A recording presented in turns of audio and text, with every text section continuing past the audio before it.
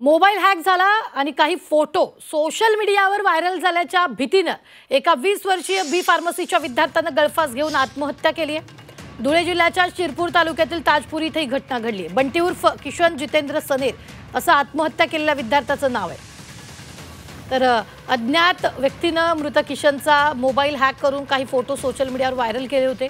ही बाब किशनच्या लक्षात आल्यानंतर तो नैराश्यात गेला आणि त्यातूनच त्यानं हे टोकाचं पाऊल उचललं असं बोललं जात आहे। मित्र आणि त्यांच्या जवळ ते बसलेले असताना त्या मित्रांनी पण एक काहीतरी लिंक आली म्हणे त्या मुलाला आणि ती लिंक आल्यानंतर त्याच्याकडनं ती ओपन झाली। ओपन झाल्यानंतर ते काही ओटीपी वगैरे ती काही ओटीपी पण त्यांनी शेअर करून दिला।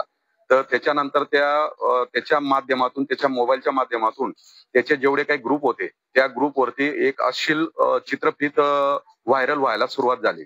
मग गावातून एका मुलाचा त्याला फोन गेला की तुझ्या मोबाईल मधून असा काहीतरी प्रकार घडतोय, तर तुझा मोबाईल हॅक झालेला आहे, तर तू कुठे आहे त्याला विचारण्यात आल्यानंतर मग 3-4 मित्र त्याच्या जवळ गेले आणि गेल्यानंतर त्यांनी सांगितलं की तू घाबरू नको, आपण त्याच्यावरती काहीतरी सोल्युशन करू।